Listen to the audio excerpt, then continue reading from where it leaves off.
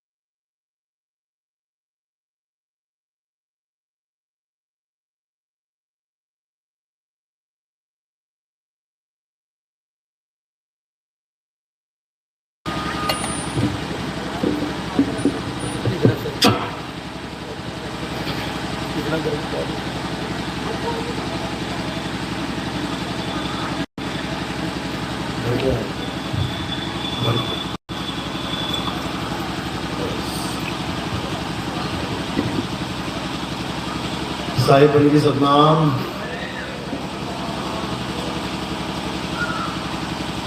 तो आज परमात्मा की अपार कृपा से मेरठ में ये मूल ज्ञान का प्रचार प्रसार होने जा रहा है। बड़े भाग होते हैं उन जीवों के जो अपने पूरे जीवन काल में एक बार भी इस मूल ज्ञान को, इस आत्म ज्ञान को सुन पाते हैं। और उससे भी बड़े भाग होते हैं उन जीवों के जो इस मूल ज्ञान को थोड़ा सा भी समझ पाते हैं, क्योंकि जल्दी ये समझ में आता नहीं है। पूरी उम्र भी सुनते रहोगे तब भी समझ में नहीं आएगा, जब तक मालिक की कृपा ना हो तब तक। लेकिन अगर बंदी छोड़ की दया हो जाए, परमात्मा की कृपा हो जाए, तो ये पहली बार में ही समझ में आने लग जाता है। तो आज इसी मूल ज्ञान को अच्छे से समझेंगे ताकि हम सबका ये मनुष्य जन्म सफल हो सके। ये बार बार जन्मना मरना, बार बार लख 84 के चक्कर काटना, ये सब समाप्त हो जाए और हम सदा सदा के लिए उस परम पिता परमात्मा के चरणों में लीन हो जाए।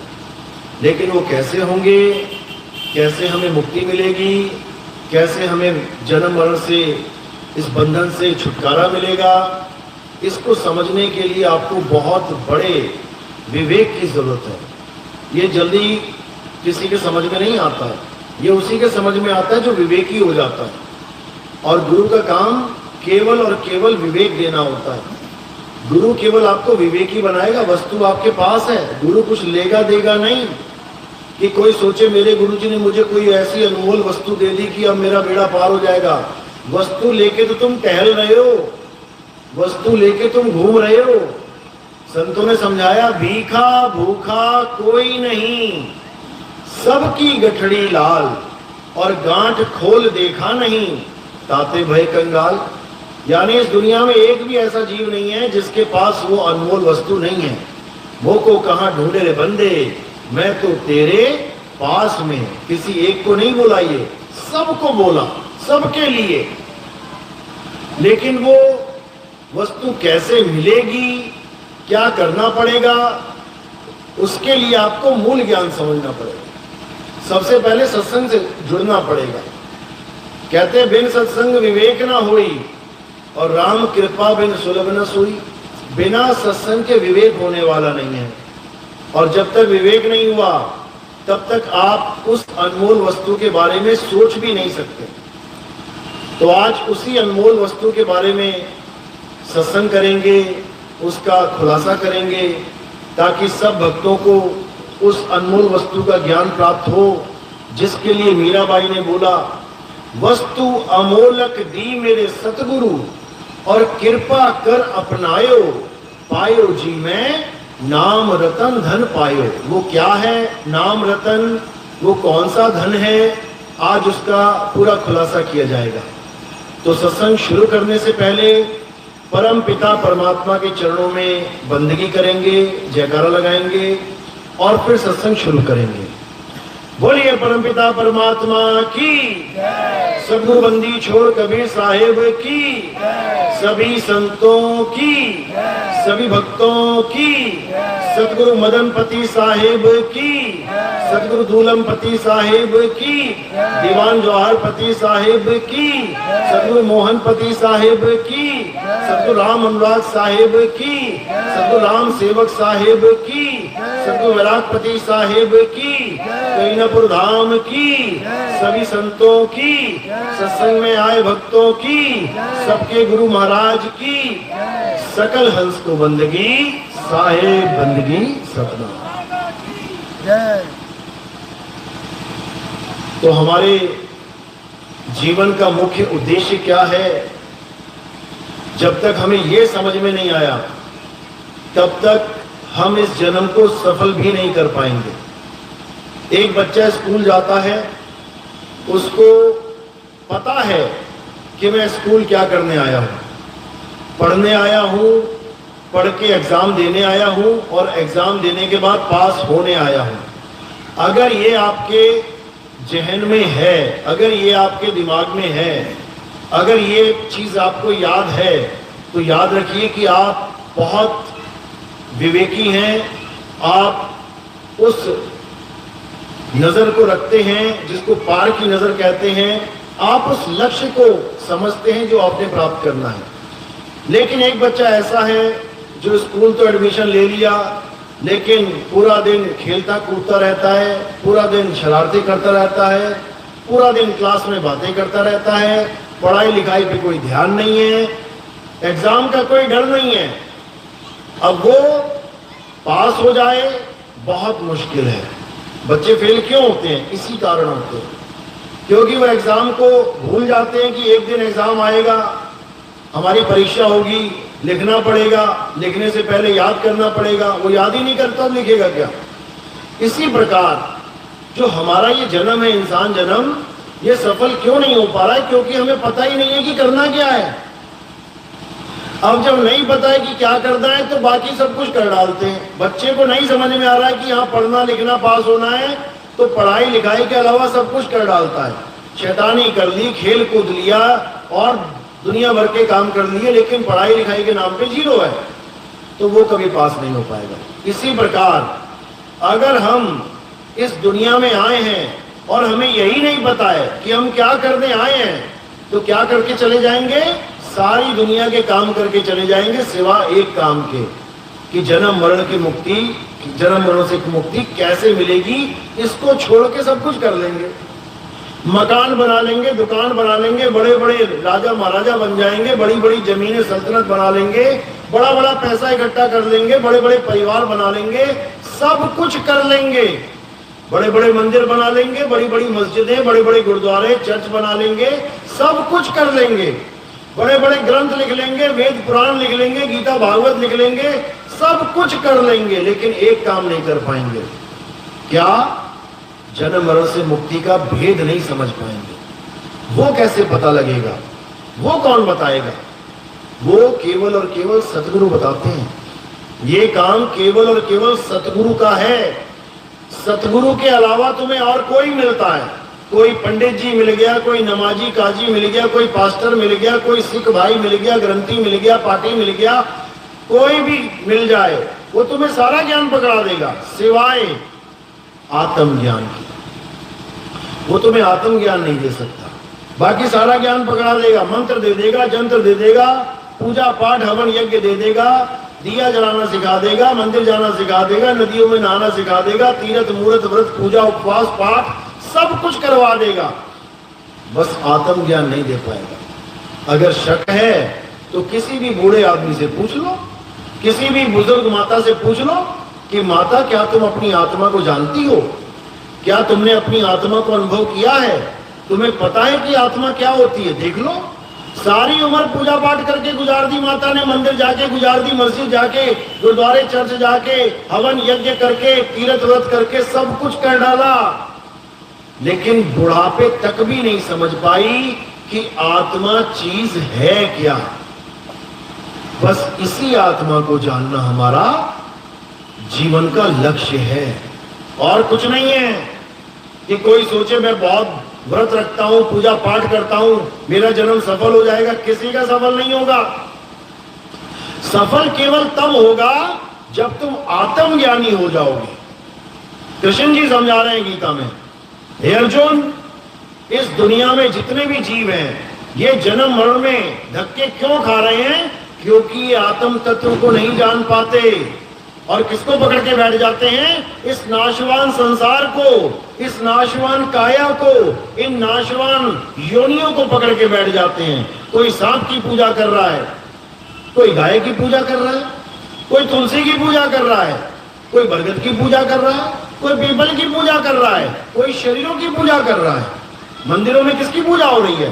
कोई पत्थरों की पूजा कर रहा है, लेकिन कोई भी आत्मा को नहीं जान पा रहा। और कृष्ण जी बार बार समझा रहे हैं, हे अर्जुन, अगर इस दुनिया में कुछ पूजनीय है, अगर इस दुनिया में कुछ सत्य है, तो वो केवल और केवल आत्मा है। हे अर्जुन, इस आत्मा का ना तो कभी जन्म होता है, ना ही इस आत्मा की कभी मृत्यु होती है। ये आत्मा अजन्मा है, नित्य है, शाश्वत है, पुरातन है। ये आत्मा ही सत्य सनातन है। इस आत्मा को कोई मारने में सक्षम नहीं है। सारी दुनिया के ऋषि मुनि, पीर पैगंबर, औलिया, सारी दुनिया के देवी देवता, भैया भवानी, यहां तक कि भगवान तक अगर आके ये श्राप दे दे कि आत्मा की मृत्यु हो जाए, हो जाएगी क्या? नहीं हो सकती, क्योंकि आत्मा अमर है। ना तो ये कभी जन्मती है और ना ही इसकी कभी मृत्यु होती है। इस आत्मा को ना तो कोई शस्त्र काट सकता है, ना आत्मा को कोई अग्नि जला सकती है, ना वायु सुखा सकती है, और ना ही जल भिगो सकता है। इस आत्मा का कोई कुछ नहीं बिगाड़ सकता। अब करना क्या है? इस आत्म तत्व को जानना है। कैसे जानेंगे? 24 घंटे हमारे साथ है। बिना आत्मा के कोई अपने घर से पंडाल तक नहीं आ सकता। बिना आत्मा के कोई पंडाल से घर नहीं जा सकता। बिना आत्मा के कोई खड़ा नहीं हो सकता, कोई बैठ नहीं सकता, कोई लेट नहीं सकता। बिना आत्मा के कोई खा नहीं सकता, कोई पी नहीं सकता, कोई चल नहीं सकता। लेकिन दुख की बात यह है कि सारी उम्र जिस आत्मा के सहारे सारे काम करता है, उसी आत्मा को नहीं जानता और आत्मा के द्वारा किए जाने वाले कार्य को महान मान के बैठ जाता है। ये मंदिर किसने बनाए? आत्मा के द्वारा बनाए गए हैं। जिन मिस्त्रियों ने मंदिर बनाए, जिन मजदूरों ने मंदिर बनाए, आत्मा की वजह से बना पाए। अगर आत्मा ना होती, बना लेता कोई? ये ग्रंथ किसने बनाए? वेद, पुराण, गीता, भागवत, कुरान, बाइबल, इंजील किसने बनाए? गुरु ग्रंथ साहब किसने बनाया? आत्मा ने बनाया। बिना आत्मा के कोई लिख के दिखाए जरा? बिना आत्मा के कोई एक भी अक्षर बोल के दिखाए जरा? ये सुबह से शाम जयकारे लगाते हैं, सुबह से शाम राम राम, अल्लाह अल्लाह, वाहिगुरु वाहिगुरु, गॉड गॉड, राधे राधे करते फिर रहे हैं। बिना आत्मा के करके दिखाए जरा। आत्मा की वजह से ही एक एक अक्षर गले से निकल रहा है। तो जो अक्षर गले से निकल रहा है वो बड़ा, या जिसकी वजह से निकल रहा है वो बड़ा? सूरज की वजह से किरणें धरती पे आ रही हैं, किरणें बड़ी या वो सूरज बड़ा? जब तक ये नहीं समझ में आया, तब तक तुम आत्मज्ञान की तरफ कभी मुड़ ही नहीं सकते, आत्मज्ञान की तरफ कभी चल ही नहीं सकते। जब तक ये समझ में नहीं आया, तुम कभी जान ही नहीं सकते कि तुम्हारे जीवन का लक्ष्य क्या है। तुम मंदिर में रह जाओगे, तुम मस्जिद में रह जाओगे, तुम गुरुद्वारे चर्च में रह जाओगे भक्ति करते, तुम पूजा पाठ में रह जाओगे, तुम मंत्रों के जाप में रह जाओगे, तुम हर एक नाशवान चीज के चक्कर में पड़े रह जाओगे, लेकिन तुम कभी अविनाशी को नहीं जान पाओगे। और अविनाशी क्या है? हे अर्जुन, ये आत्मा ही अविनाशी है। अब इस आत्मा को पाना कैसे है? यह सबसे बड़ा भेद है। गीता में आत्मा के बारे में कूट कूट के समझा रखा है, बहुत बढ़िया ज्ञान दे रखा है, लेकिन आत्मा को पाएं कैसे यह भी बता रखा है। लेकिन पढ़ने वाले भी नहीं समझ पाते कि आखिर लिखा क्या है। तो क्या लिखा है गीता में? हे अर्जुन, इस दुनिया में दो प्रकार के तत्व हैं, एक सत्य और एक असत्य। असत्य क्या है? जो बनता और बिगड़ जाता है, जो पल पल बदलता है, जो जन्मता और मर जाता है, वो असत्य है। तो असत्य क्या है? ये काया ही असत्य है, ये नाशवान शरीर असत्य है। इसका कभी जन्म और मरण हमेशा होता है, लेकिन ये बदलता रहता है। आज ये शक्ल है, कल को मिट्टी में मिलकर दूसरी शक्ल बन जाएगी, फिर मिट्टी में मिलकर तीसरी शक्ल बन जाएगी। तो ये पांच तत्व भी कहने को मर रहे हैं, लेकिन मरते नहीं, बदल जाते हैं। ये जो पल पल बदलता है वो माया है। क्योंकि कई लोग कहते हैं तत्व कभी खत्म नहीं होता। मिट्टी मिट्टी में मिल गई तो खत्म कहां हुई? पानी पानी में मिल गया तो खत्म कहां हुआ? हवा हवा में मिल गई तो खत्म कहां हुई? बात बिल्कुल सही है, खत्म तो नहीं हुई। खत्म तो तब बोले जब मिट्टी मिट्टी रहे ही ना, लेकिन मिट्टी मिट्टी में मिल रही है और मिट्टी सामने पड़ी भी है। अब कोई कहे ये खत्म नहीं होती तो ये सत्य है? नहीं, ये बदल रही है। ये जो बदल रही है वो भी असत्य है। भले नहीं मरती लेकिन बदलती है। इसलिए गीता में हर उस तत्व को असत्य बोला गया है जो बनता बिगड़ता है और जो जन्मता मरता है, जो पल पल बदलता है, सदा एक रस नहीं रहता। अब सत्य क्या है? हे अर्जुन, ये आत्मा ही सत्य है। इस आत्मा का ना तो कभी जन्म होता है, ना ही इस आत्मा की कभी मृत्यु होती है। ये कभी नहीं बनता, कभी नहीं बिगड़ता, ये सदा से था, है और रहेगा। इसी आत्मा को सनातन कहा जाता है। हमारा धर्म कौन सा है? हमारा धर्म है सत्य सनातन। इसका मतलब क्या है? इसका मतलब क्या मंदिर में पूजा करें जाके? इसका मतलब क्या पत्थर को पूजें? बिल्कुल नहीं। सत्य सनातन का मतलब क्या है? जो सदा सदा से था, है और रहेगा, वो सत्य सनातन कहलाता है। हमारे धर्म में आत्मा का ज्ञान दिया जाता था शुरू से, लेकिन धीरे धीरे धीरे कहते हैं विकार आते जाते हैं, आते जाते हैं। जब बच्चा छोटा सा होता है तो निर्विकार कहते हैं उसको, कि बच्चा है, कुछ नहीं पता इसको लालच का नहीं पता, इसको लोभ का नहीं पता, इसको काम का क्रोध का नहीं पता, पड़ा हुआ है बेचारा एक पालकी में। लेकिन जैसे ही बड़ा होता जाता है, काम भी आ गया, क्रोध भी आ गया, लोभ भी आ गया, मोह भी, सारे विकार आ गए।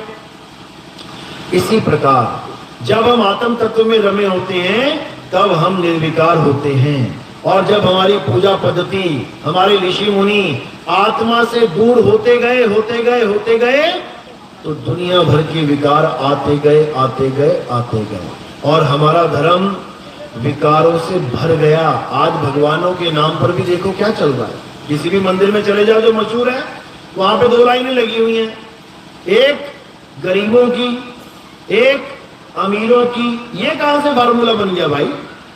क्या शंकर जी कैलाश पर्वत पे बैठे होते तो दो लाइनें चलती थी, एक अमीरों की और एक गरीबों की?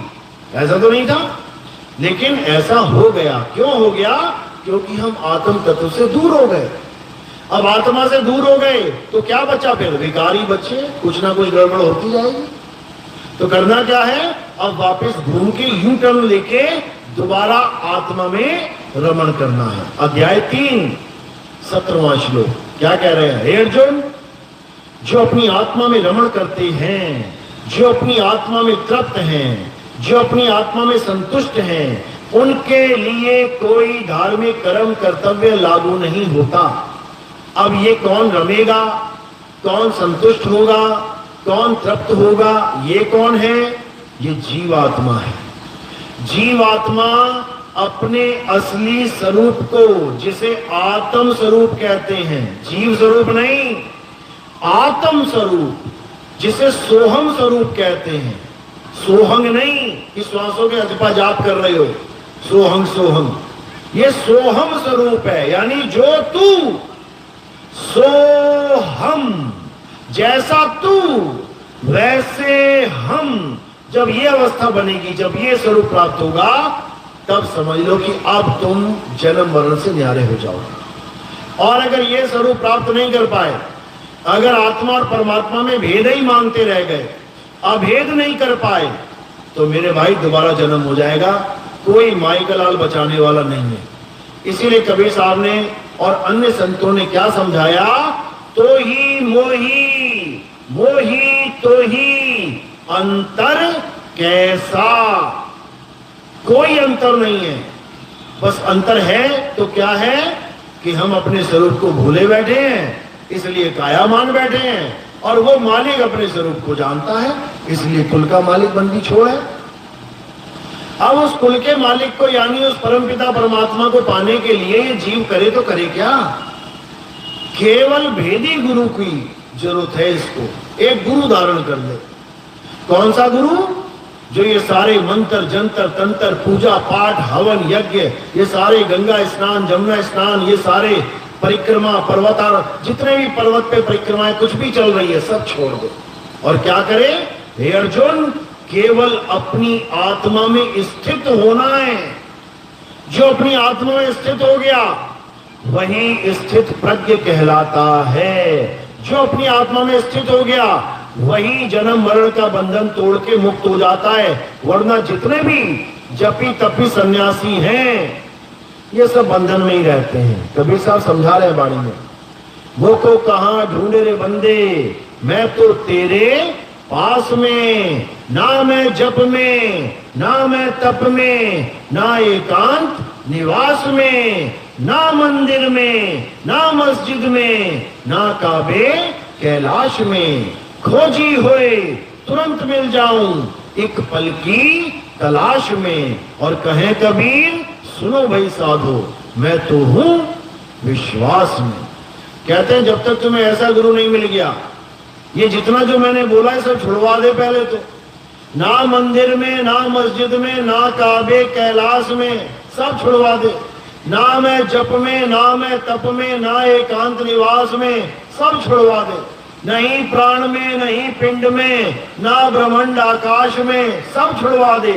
ना मैं त्रिकुटी भंवर गुफा में, और ना श्वासों की श्वास में, ये सब छुड़वा दे। तब समझना कि अब सही रास्ता मिलने वाला है। और वो रास्ता क्या है? वो है आत्म ज्ञान। जल में मीन प्यासी, मोहे देखत आवे हासी, आत्म ज्ञान बिना नर भटके, कभी काबा कभी काशी। केवल आत्मा का ज्ञान ना होने के कारण हम जन्मों जन्मों से भटक रहे हैं। सतयुग में इतनी पूजा पाठ करी, इतनी भक्ति करी, इतना नाम जपा, कमी नहीं छोड़ी सतयुग में, सब कुछ किया। फिर क्या हुआ? फिर त्रेता युग में आ गए। त्रेता में खूब नाम जपा, खूब हवन यज्ञ किए, खूब पूजा पाठ किया, खूब राम राम किया। उसके बाद क्या हुआ? उसके बाद द्वापर में आ गए। द्वापर में खूब पूजा पाठ करी, खूब देवताओं को मनाया, खूब राधे कृष्णा किया। उसके बाद क्या हुआ? ये कलयुग में आ गए। और अगर कलयुग में भी यही कुछ करते रहे तो क्या होगा? फिर वापस आ जाएंगे। इसलिए अब क्या करना है? अब वो नहीं करना है जो कलयुग सतयुग द्वापर त्रेता में कर लिया है। अब क्या करना है? अब वो करना है जो इन चारों युग में आज तक नहीं कर पाए। और वो क्या है? अपनी आत्मा में रमण करना है। रमण।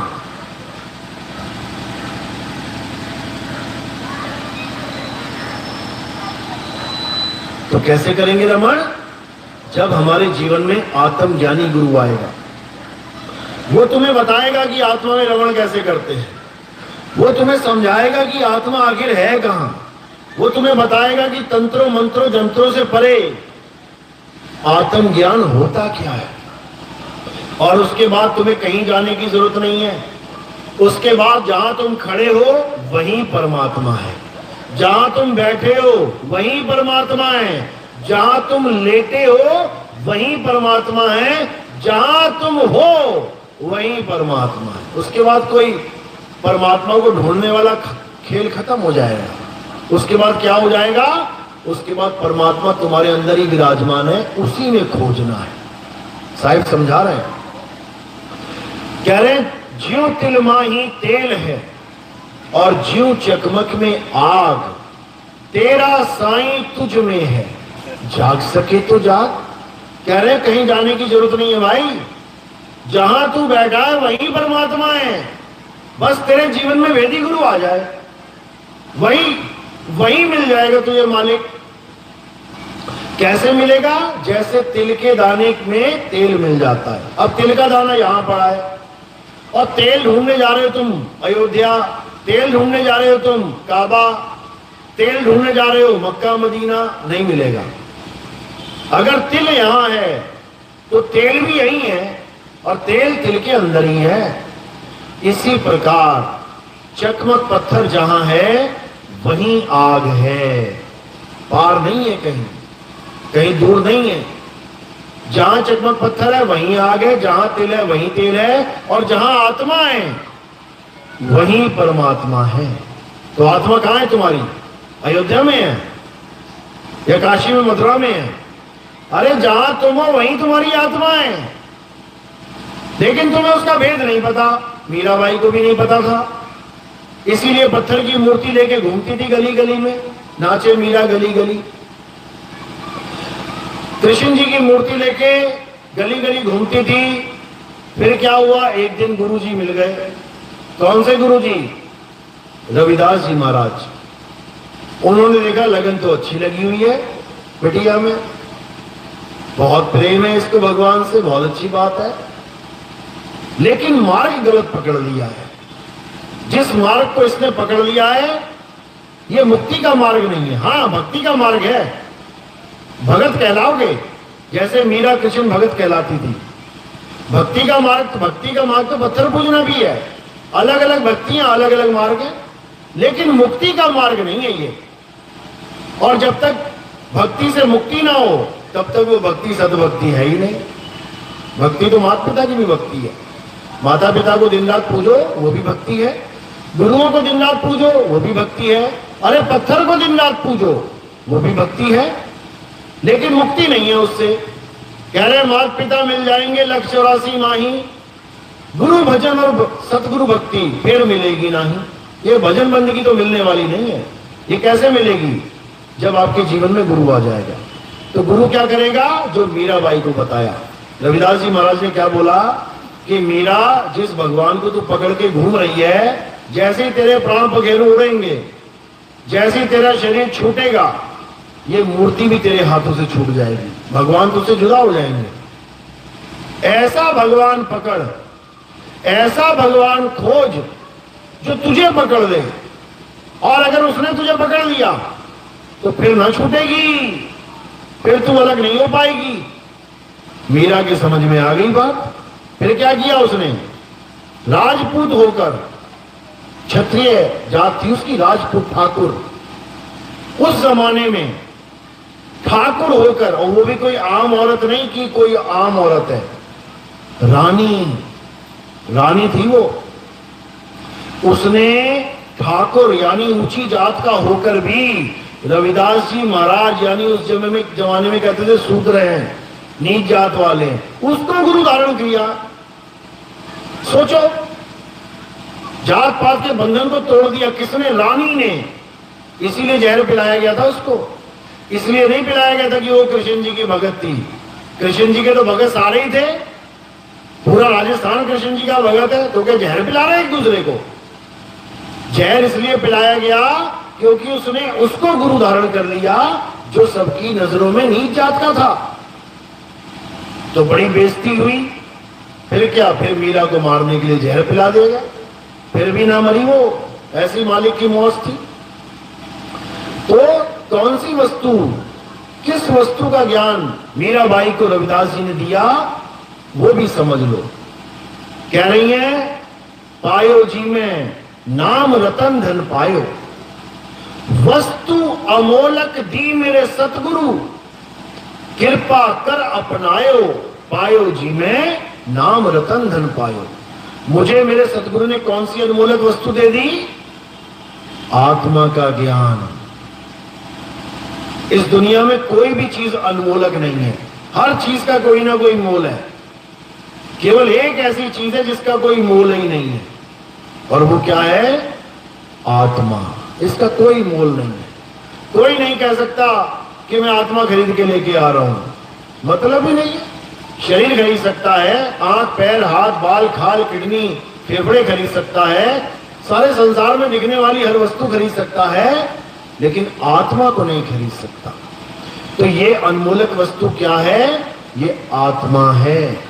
और ये आत्मा केवल मीराबाई के पास नहीं, ये आपके पास भी है, सबके पास आत्मा है ना। अपनी अपनी आत्मा लेके आयो साथ में, घर रहेगी किसी की, सब लेके आयो। हिल रहे हो, डुल रहे हो, खा रहे हो, पी रहे हो, बोल रहे हो, हंस रहे हो, क्योंकि आत्मा साथ है। लेकिन आत्मा साथ है तो मिल क्यों नहीं रही? आत्मा साथ है तो अनुभव क्यों नहीं हो रहा? अभी बर्फ की एक छोटी सी सिल्ली पकड़ा दो, अभी देखो अनुभव होने लग जाएगा। अभी आग का थोड़ा सा अंगारा हाथ में पकड़ा दो, अभी अनुभव होने लग जाएगा। अभी ठंडी गर्म चीज का अनुभव होने लग जाएगा। लेकिन आत्मा 24 घंटे साथ है, अनुभव नहीं हो रहा, पता ही नहीं लग रहा है क्या? क्यों नहीं पता लग रहा? क्योंकि सारा ध्यान काया में है, सारा ध्यान शरीर में लग चुका है। और जब तक शरीर में लगा रहेगा ध्यान, तब तक किसी को आत्मा का ज्ञान होने वाला नहीं है। तो क्या करना है?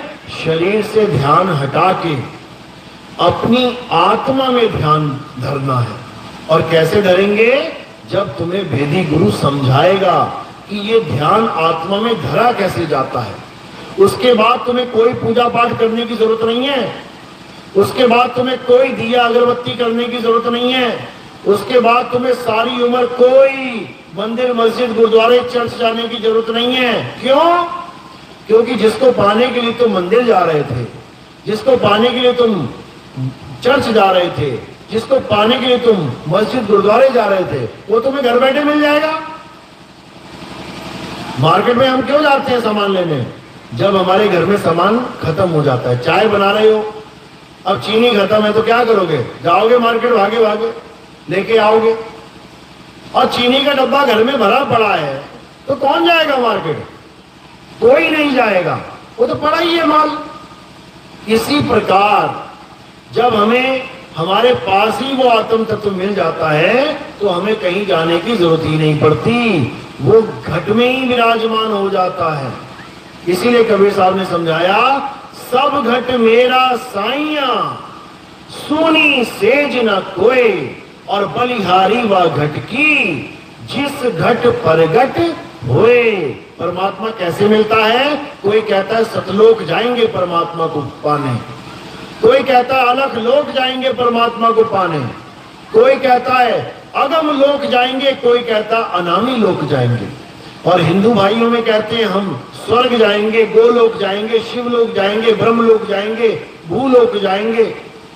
कहीं जाने की जरूरत नहीं है, वो घट में ही विराजमान हो जाता है। वो कैसे मिलेगा? वो प्रगट होता है, प्रगट होता है वो बलिहारी व घट की जिस घट प्रगट होए। तुम्हें जाने की जरूरत नहीं है, वो तुम्हारे घट में ही प्रगट है प्रगट पर दीखत नाही, सतगुरु सैन सहारा हो, आवे न जावे जन्मे नहीं मरे, सो निज पीव हमारा हो। यानी वो सब घटों में बैठा भी हुआ है, लेकिन सबसे न्यारा भी है, वो किसी को मिलने वाला भी नहीं है। ऐसे जैसे तुम्हारे घर में खजाना दबा है, दादाजी ने दबाया, किसी को नहीं बताया, तो पिताजी भी उस घर में रह के चले गए 100 साल, और तुम भी रह के चले जाओगे 100 साल, तुम्हारे बच्चे भी रह के चले जाएंगे 100 साल।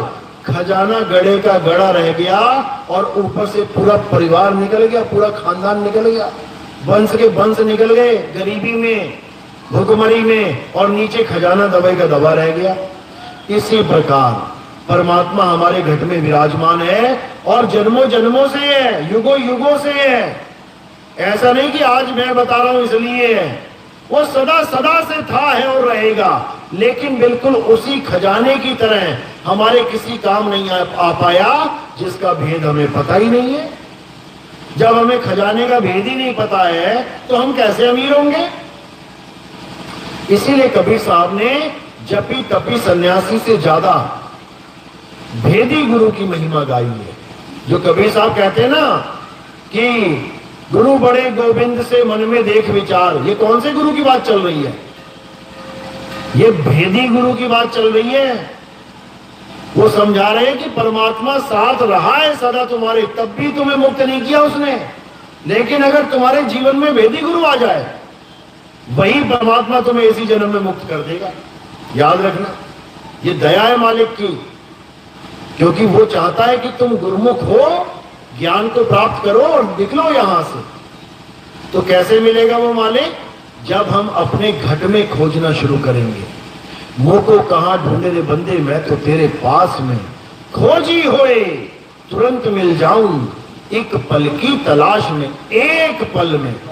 कई कहते ना, मैं इतने सालों से मालिक को ढूंढ रहा हूं, मिल नहीं रहा। अरे भेदी गुरु के पास जा, एक पल में तुझे भेद बताएंगे उसके ठिकाने का, एक पल में। उससे क्या होगा? उससे तुम्हारी दौड़ शांत हो जाएगी और तुम्हें पता है ना मैंने इधर जाना है, ना मैंने इधर जाना है, ना इधर जाना है, ना इधर जाना है, मैंने कहां जाना है ये तुम्हें पता लग जाएगा। बस अब तुमने उस तरफ चलना शुरू करना है जिस तरफ गुरु ने तुम्हें मार्ग बता दिया। इसीलिए गुरु को मार्गदर्शक कहते हैं। क्या कहते हैं गुरु को? मार्गदर्शक, यानी रास्ता दिखाने वाला। कौन सा रास्ता दिखाने वाला? यहां तो सब नाम जपवाने वाले बैठे हैं, यहां सब नाम जपवाने वाले बैठे हैं। किसी को जाओ तुम पूछो गुरु जी से, गुरु जी मुझे कृष्ण जी चाहिए। अच्छा कृष्ण जी चाहिए तो जप बेटा, हरे कृष्णा हरे कृष्णा हरे कृष्णा। कोई गया, गुरु जी मुझे राधा राधा चाहिए, कहते हैं जप बेटा राधा राधा। कोई कहता गुरु जी मुझे तो राम जी चाहिए, तो जप बेटा राम राम राम। ये कोई लॉजिक हुआ? ये तो वो बात हो गई, तुमने किसी से पूछा गुरुजी मैं दिल्ली जाना चाहता हूं, बेटा बैठ यहां पे, दिल्ली दिल्ली जप, दिल्ली दिल्ली दिल्ली। गुरुजी मैं नोएडा जाना चाहता हूं, बैठ जाए यहां पे, जप नोएडा नोएडा नोएडा। मैं जी गुड़गावा जाना चाहता हूं, बैठ यहां, जप गुड़गावा गुड़गावा। क्या बच्चों वाली बातें हैं ये कैसी भक्ति है भाई? हीरा चाहिए तो हीरा हीरा जप ले, आलू चाहिए आलू आलू जप ले, टमाटर चाहिए टमाटर टमाटर जप ले।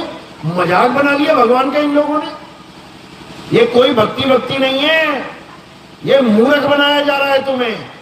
कारण क्या है? क्योंकि इनके पास आत्मा का ज्ञान नहीं है। अरे कृष्ण जी कृष्ण कृष्ण जप के नहीं मिलेंगे, कृष्ण जी आत्मा की साधना से मिलेंगे। राम जी राम राम जप के नहीं मिलेंगे। राम को पाना है तो आत्म तत्व को जानो, वही आत्म राम है, समझो। तो ये आत्म ज्ञान की बात है भाई, ये भेद की बात है। कबीर साहब उस भेदी गुरु की महिमा गाते हैं जो हमें आत्म तत्व का भेद बता दे और क्या छुड़वा दे।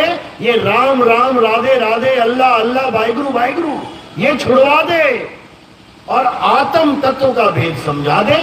इसीलिए बोला है सोई गुरु पूरा कहावे, जो दो अक्षर का भेद बतावे, एक छुड़ावे एक लखावे, तब प्राणी निज घर को जावे।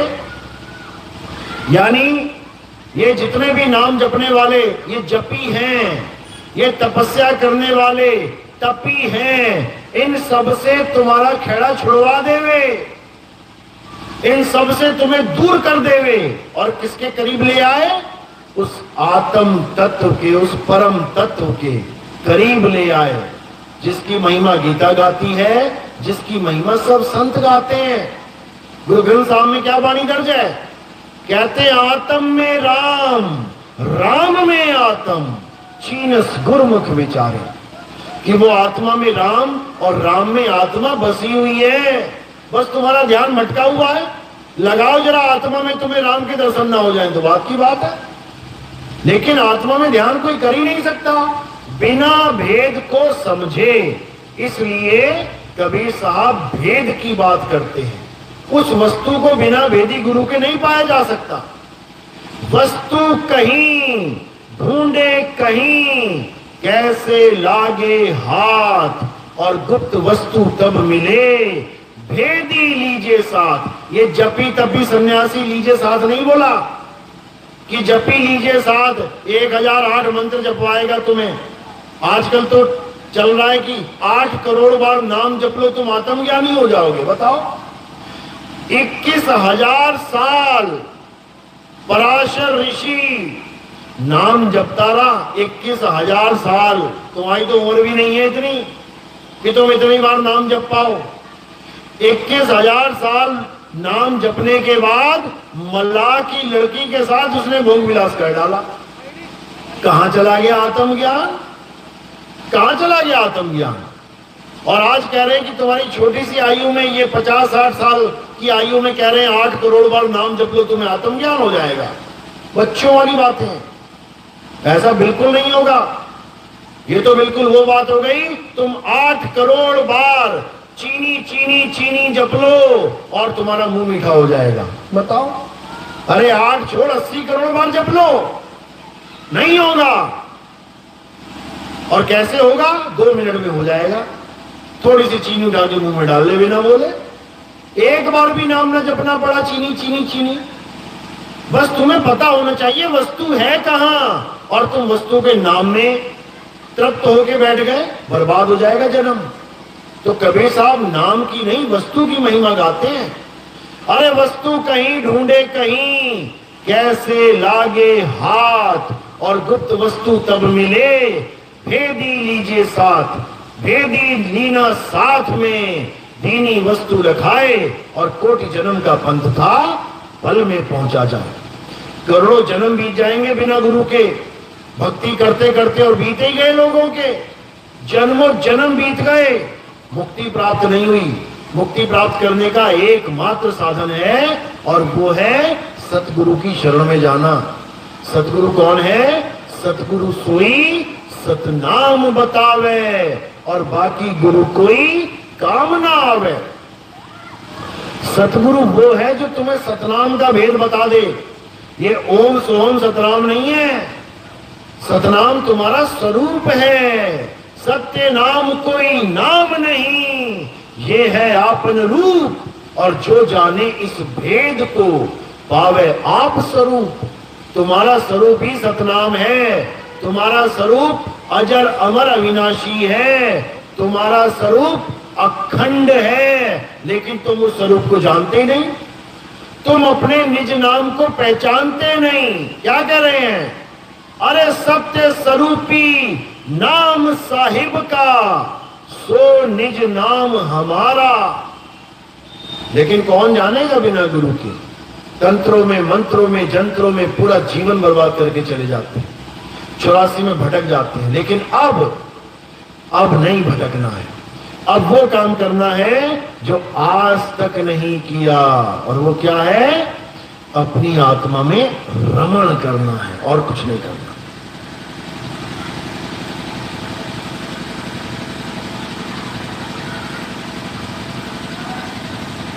तो अब क्या है? अब आत्मा का ज्ञान ही शेष बचा है। बाकी सारा ज्ञान ले लिया दुनिया में। हिंदुओं ने हिंदुओं के ज्ञान ले लिए, मुसलमानों ने मुसलमानों का ज्ञान ले लिया, सिखों ने सिखों का ले लिया, ईसाइयों ने, हर ज्ञान लेके बैठ गया इंसान। केवल एक ज्ञान जिसके पास नहीं है वो क्या है? आत्म ज्ञान। हिंदू को पकड़ लो, मुसलमान को पकड़ लो, सिख को पकड़ लो, ईसाई को पकड़ लो, जैन को पकड़ लो, बौद्ध को पकड़ लो, ले आओ सबको साथ में। अब उनसे पूछो कि आत्मा बता क्या है, आत्मा होती कैसी है, आत्मा का स्वरूप क्या है। फिर देखो तुम जवाब मिलते हैं जब तुम खुद ही समझ में नहीं आएगा तुम्हारे हो क्या रहा है। कोई कुछ बताएगा, पहली बात तो चुप ही हो जाएंगे सारे, क्योंकि सारे मंत्र जंत्र पकड़ के बैठ गए, आत्मा का कोई ज्ञान ही नहीं है। लेकिन अगर कोई बोला भी तो क्या बोलेगा?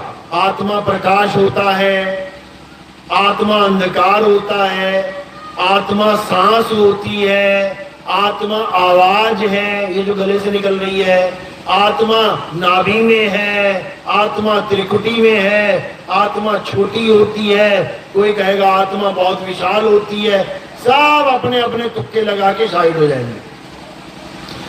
एक भी ये नहीं बोलेगा कि आत्मा शब्द होती है, एक भी नहीं बोलेगा, एक भी नहीं समझ पाएगा कि आत्मा का स्वरूप क्या है। तो आत्मा का स्वरूप क्या है? शब्द स्वरूप। लेकिन मेरे बोलने से नहीं समझ में आएगा कि मैंने कह दिया शब्द स्वरूप और तुम समझ गए। शब्द तो बहुत सारे हैं, शब्द शब्द बहु अंतरे, सार शब्द मत लीजिए, और कहें कबीर जहां सार शब्द नहीं, दृग जीवन सो जीजिए। कहते धिक्कार है उस जीवन पे जो इंसान तो बन के आ गया, लेकिन यही नहीं समझ पाया कि इंसान बनना क्यों है, कारण क्या है इंसान बनने का। इंसान बनने का एक ही कारण है मेरे भाई, अपनी आत्मा को जान लो, आत्मा को पहचान। कौन पहचानेगा? जीव।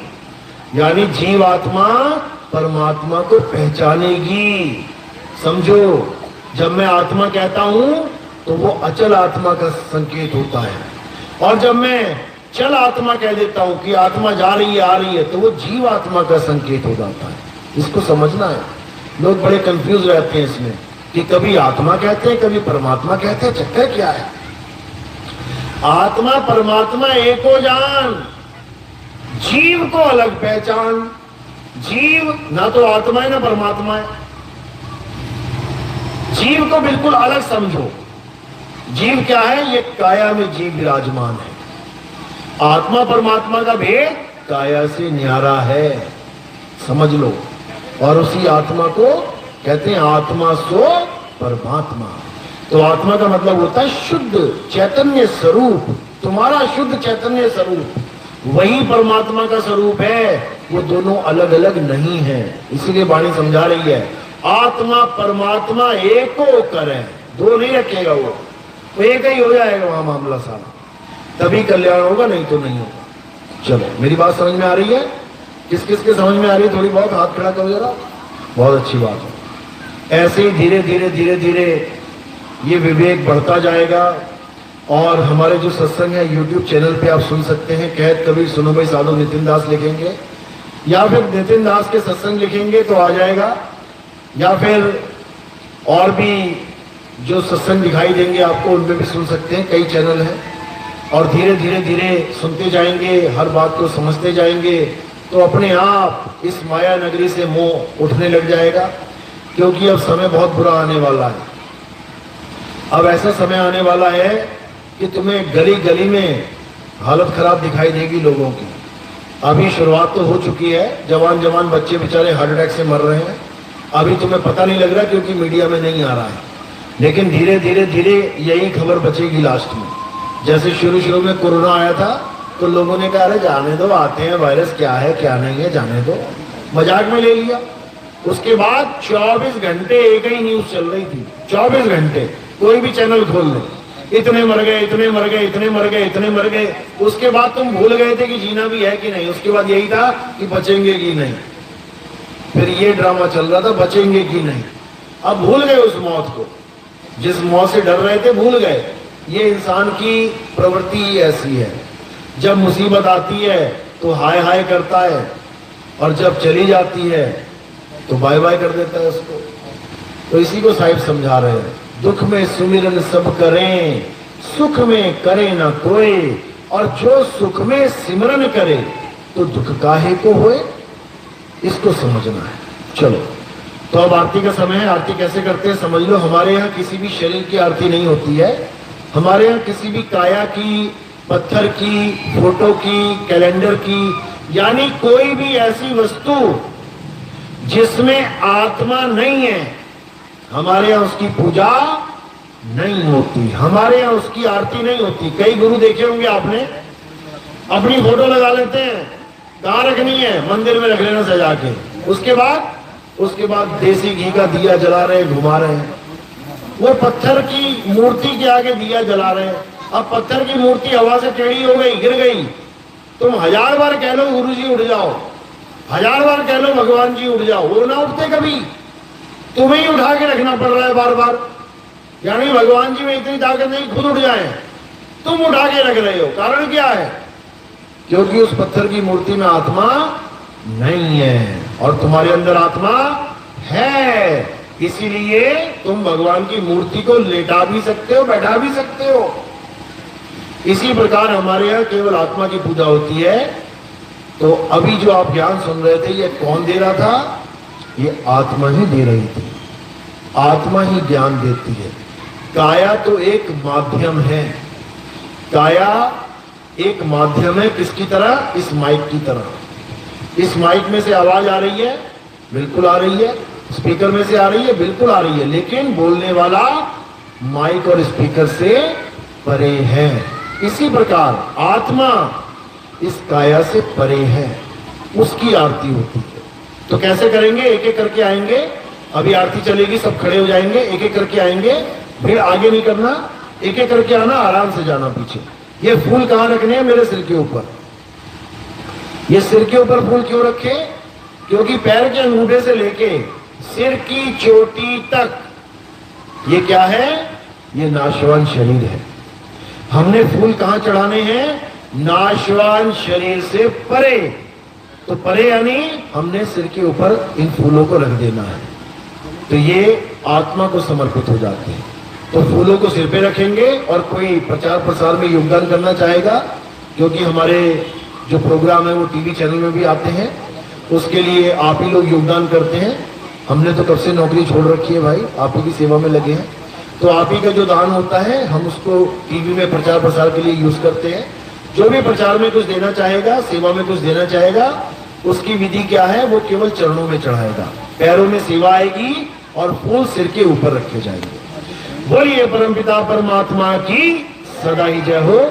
आरती करते हुए किसी ने भी गुरु को शरीर नहीं मानना है, शरीर की आरती नहीं हो रही है, फिर समझ लो ये आरती आत्म देव की हो रही है। जय सतनाम, जय सतनाम। और ये सतगुरु नितिन साहेब की लेडी भी एक साइड में, जो बात से और जेंट्स एक साइड में। हाँ, ये हटा दीजिए।